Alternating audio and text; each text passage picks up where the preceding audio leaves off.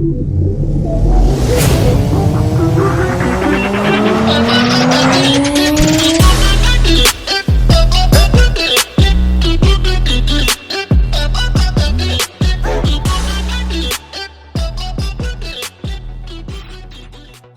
all, so as mentioned at the end of the Cobra video, said I'd take a look at the Mardave V12 and V10 over here.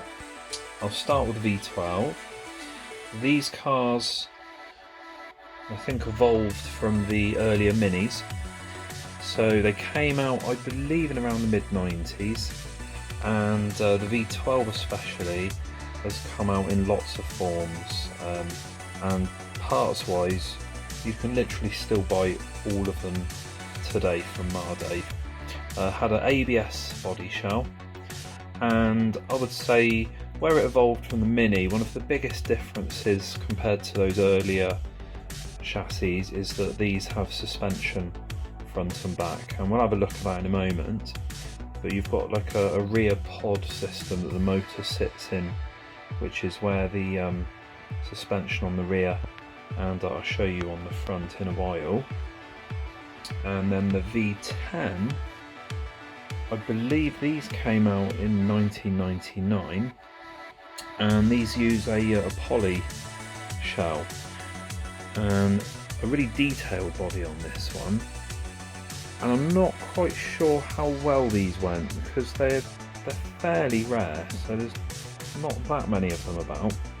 I wonder if the problem might have been 1/10 scale is that around that time a lot of racers would have been racing four-wheel drive, much more expensive cars, and I don't know if there was a low-cost 1/10 that became a popular thing. I could be wrong about that, so if so I'd love to hear about it.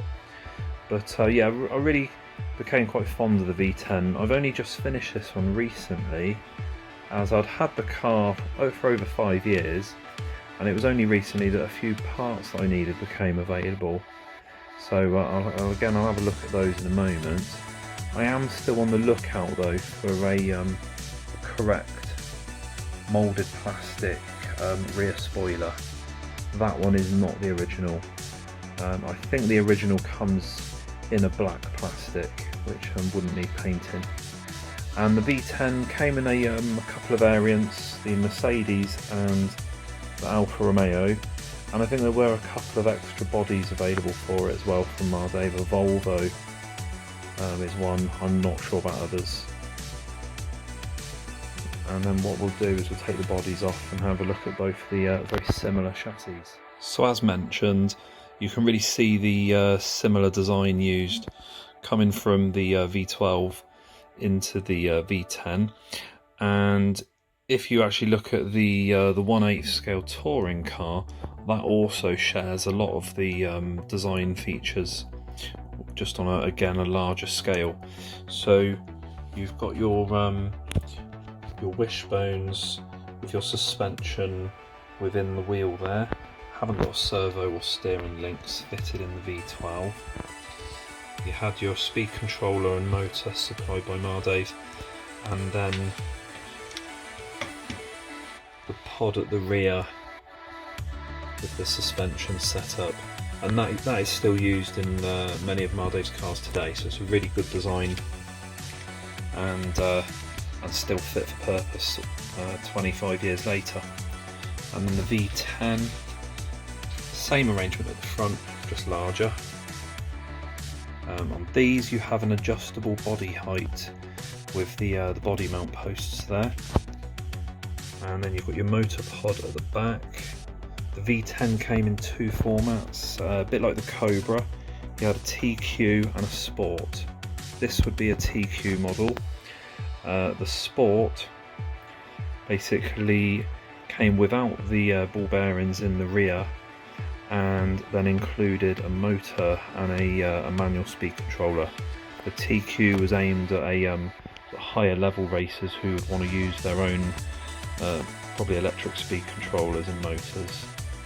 And the bits that I was missing that took me years to find was the front bumper with the correct foam piece to stick on there. and the steering rods. And yeah, nearly 5 years I waited to find those. But yeah, I really like the look of this chassis. I love the black against the yellow, and yeah, it has a bit of a Cobra feel to it. And then this would have been the first Mardave 1/10 scale road car, as it had all been off-road before then. So there you go, there's a couple of Mardave's kind of mid to late 90s road cars for you. I'll see you again soon. Thanks for watching.